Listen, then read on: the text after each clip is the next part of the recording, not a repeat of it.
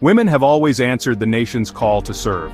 From the Revolutionary War to today's front lines, their roles have expanded, barriers have fallen, and women now serve in every military specialty, including combat. Yet the journey toward full equality is unfinished. Behind the headlines of progress, persistent challenges remain, especially in healthcare and equipment and career policies. One critical, often overlooked issue: women are medically discharged at higher rates, particularly early in their careers. This isn't about individual failure, but about a system slow to adapt to a diverse force. Understanding this disparity is the first step to ensuring every service member gets a fair chance to succeed. This is not just a women's issue. It's about military readiness, fairness, and keeping our promise to those who serve. Basic training is meant to forge recruits into soldiers, transforming civilians into members of a highly disciplined and effective fighting force. It's a crucible where physical and mental endurance are tested, and where the bonds of camaraderie are forged. But for many women, the reality of basic training can be far different from the ideal. Instead of a path to service, it becomes an unexpected and often unwanted end to their military aspirations. A dream deferred, a career cut short. Data shows women are medically separated from the military at significantly higher rates than their male counterparts, a disparity that demands closer examination. This is especially pronounced during initial training, the very period designed to prepare them for service. The reasons behind this are complex and multifaceted, stemming from training regimens and equipment that were originally designed with men in mind, often overlooking the unique physiological needs of women. It also involves a system that, in many cases, too often opts for discharge as the default solution, rather than prioritizing rehabilitation and return to duty. Injuries like stress fractures, often caused by the repetitive strain of intense physical activity, and other musculoskeletal issues are disproportionately more common among women recruits. This is partly attributable to ill-fitting gear, designed for a male physique, which can exacerbate the risk of injury. The result of these factors? The military makes a significant investment in recruiting and training women, seeking to build a diverse and capable force, only to lose them prematurely, due to preventable injuries and systemic shortcomings, a loss for both the individual and the armed forces. This undermines the goals of diversity and overall military readiness, hindering the ability to draw upon the full potential of the nation's talent pool. Early medical discharge can mean the loss of a promising career, a sense of purpose, the loss of a supportive community, and the loss of access to crucial VA benefits that are designed to support veterans. Many women are left to navigate the complexities of civilian life, often unprepared for the challenges ahead.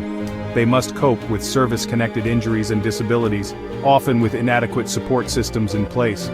This is a quiet and often invisible struggle, a reality hidden beneath the surface of military statistics.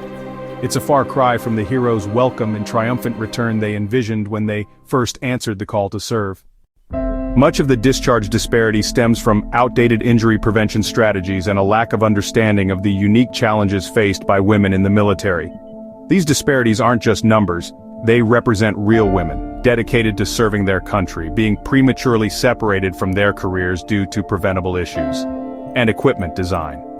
The current design often fails to account for the physiological differences between men and women, leading to increased risk of injury and long-term health problems. Body armor and gear built for men can cause chronic injuries in women, creating discomfort, restricting movement, and ultimately, hindering their performance and well-being. The ill-fitting nature of this equipment can lead to musculoskeletal issues, impacting their ability to effectively carry out their duties, turning protective equipment into a source of harm. This not only affects their physical health, but also their morale and confidence. The military healthcare system often overlooks or misdiagnoses women's health issues, sometimes dismissing their concerns or attributing them to other factors, especially those unique to female physiology. This lack of specialized care can lead to delayed diagnoses, inadequate treatment, and ultimately, medical discharges that could have been avoided. Mental health stigma is another barrier. Women may avoid seeking help, fearing it will end their careers. The fear of being perceived as weak or incapable can prevent them from accessing the mental health support they need. When they do seek help, the system often defaults to discharge instead of treatment. This approach fails to recognize the potential for recovery and continued service with appropriate support. Administrative and support roles, though less physically demanding, are still subject to rigid deployability standards, often overlooking the valuable contributions these individuals make to the overall mission, leading to unnecessary separations. This can be particularly disheartening for those who have dedicated years of service and possess valuable skills and experience. The system's inflexibility means valuable talent is lost, impacting the military's overall readiness and effectiveness, not because of inability, but because of outdated policies. These policies need to be reevaluated and updated to reflect the realities of modern military service and the diverse needs of its members. These are not isolated incidents. They represent a systemic issue that demands attention and action. They are symptoms of a system not fully built for all, a system that needs to evolve to better support and retain its female service members. Reform is needed to retain skilled, dedicated service members. By addressing these systemic issues, the military can create a more inclusive and equitable environment for all, ensuring that it benefits from the talents and contributions of every service member. An early medical discharge is more than a lost job, it's the abrupt end of a dream and a future. The military loses its investment in talented women, and the pipeline to leadership remains leaky. Many women receive administrative discharges for conditions aggravated by service, leaving them ineligible for VA benefits.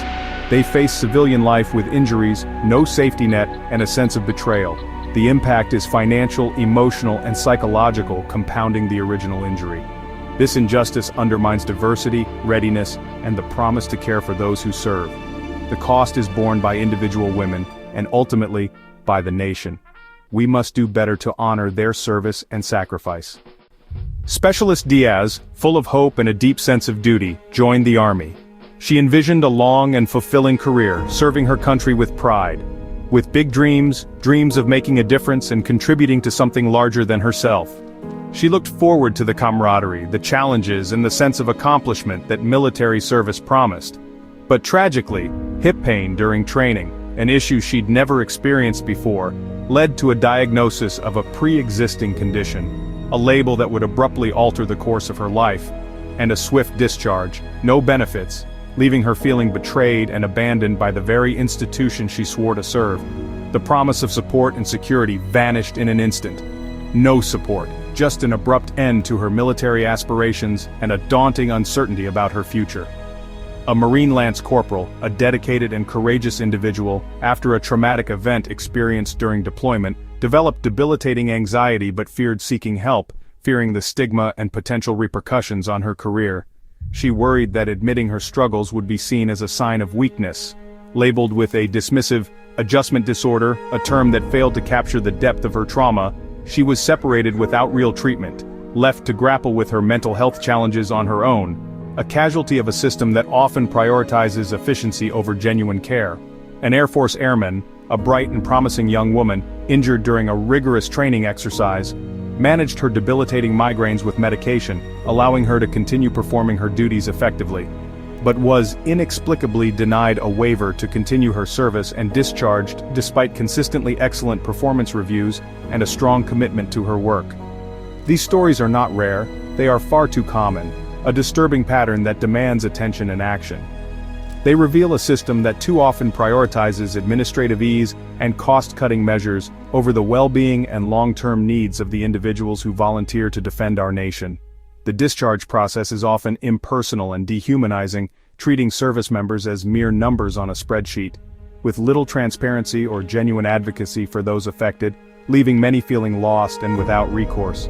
Women face unique barriers within this system, stigma surrounding mental health, a lack of tailored healthcare that addresses their specific needs, and rigid policies that don't account for the complexities of individual circumstances, particularly those related to gender-specific health concerns and experiences.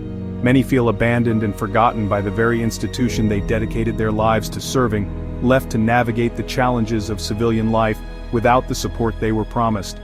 Their struggles are often hidden behind layers of bureaucratic paperwork and cold, impersonal statistics, obscuring the human cost of these systemic failures.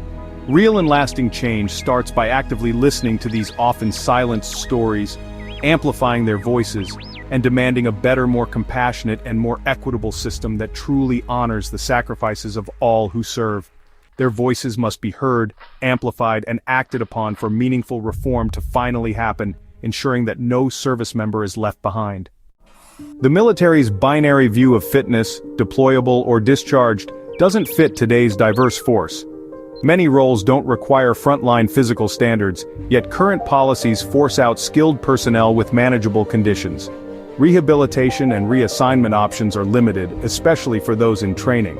The appeals process is complex and lacks adequate support, leaving service members at a disadvantage. The system discards talent instead of investing in recovery and adaptation. Modernizing standards isn't about lowering them, it's about reflecting the realities of modern warfare and a diverse force. Retaining skilled service members strengthens readiness and honors their commitment. Investing in people, not just processes, is the path forward. The #ReasonableRanks campaign is pushing for reform, not to lower standards but to modernize them for today's force. The campaign calls for flexible reassignment and reclassification options, so injured service members can continue to serve in roles that fit their abilities. It advocates for gender-sensitive medical standards and equipment designed for women to prevent injuries.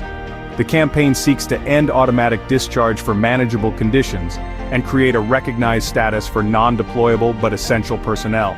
Protecting benefits for those injured in service is a core goal. No more denying VA care for conditions aggravated by training. #ReasonableRanks offers a roadmap for a stronger, fairer, and more resilient military.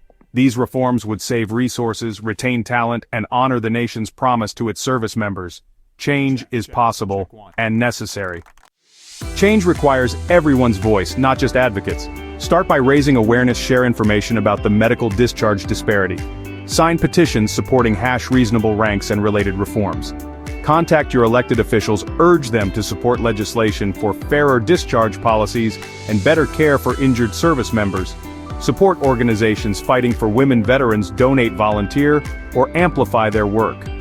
Every action, big or small, helps build a system that honors all who serve. This is not a partisan issue, it's about national values and justice. Be an advocate for fairness and a champion for women veterans. Together, we can make a difference.